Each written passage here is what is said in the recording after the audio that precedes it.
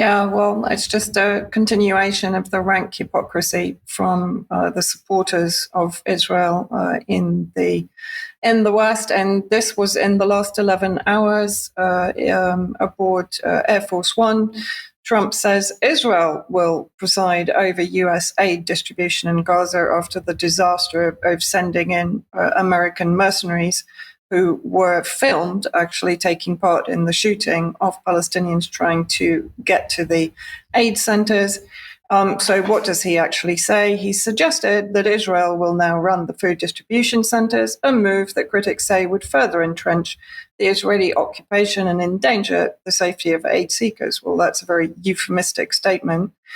Speaking to reporters aboard his presidential jet, Trump stressed the Israeli talking point that Hamas steals food assistance distributed in Gaza, a claim that has been denied, and United Nations officials. So this is how Zionist Hasbara or propaganda works.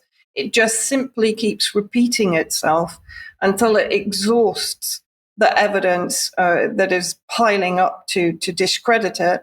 And here is a report in Reuters in the last few days about the USAID analysis. Of course, USAID is the sector or the outreach agency for the American intelligence agencies that Trump has very recently also shut down. It does lead to speculation that perhaps they're getting their own back. But basically, their analysis found no evidence of massive Hamas theft of Gaza aid. And let's see again what they say and who was involved in the investigation.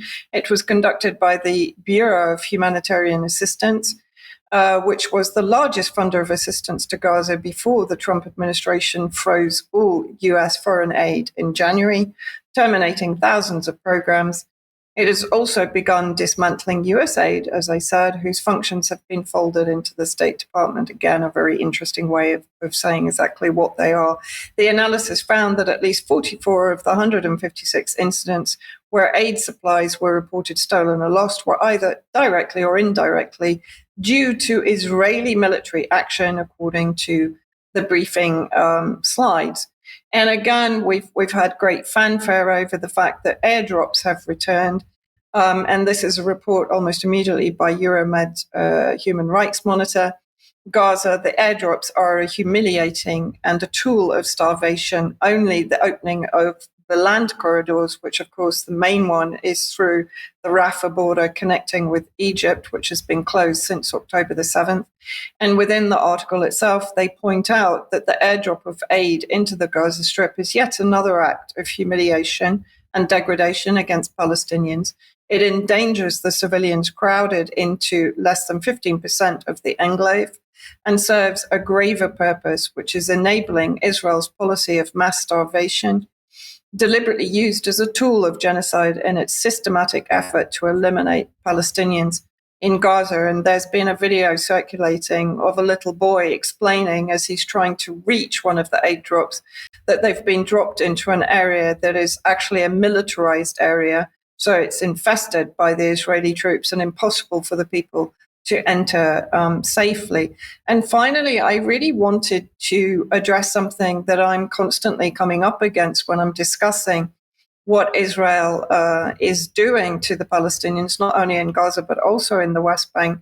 And I'm told, well, there are good Israelis. There are Israelis, surely, that are opposed to the ethnic cleansing of Palestinians or the extermination of Palestinian presence on their own land, which has been ongoing, as I said before, since 1917 and the giving of the territory to Rothschilds with the Balfour Treaty. It's not a treaty, sorry. The Balfour Treaty. And I found this morning. It's a young activist. I haven't yet been able to locate her actual channel, but this came to me through Eyes on Palestine on Telegram. And I just want to play this to push back a little bit against those that claim not all Israelis are behind what is happening in Gaza. So let's just play her video. Every day I realize how many people were not taught that lying is bad as a child. This is from an Israeli newspaper, so you can't even pull the New York Times is inflating line.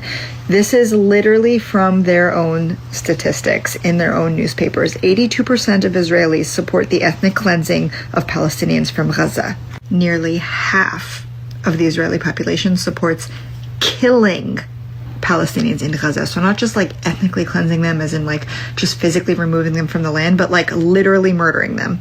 Half of the country supports this. Oh, by the way, since the rest of Palestine is always left out of the conversation, from that same poll where 82% of Israelis said that they supported ethnically cleansing Palestinians from Gaza, 56% said that they were on board to ethnically cleanse Palestinians from the West Bank. So, while you might be forgetting that the rest of Palestine exists, they're certainly not, and they're pretty fixated on clearing it of Palestinians.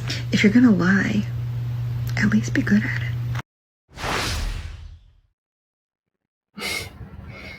Very classic phrase at the end, because the majority of Zionist lies are nothing more than projection of their own crimes against humanity and against Palestinians. Thank you very much, Vanessa. Depressing yet necessary that we are in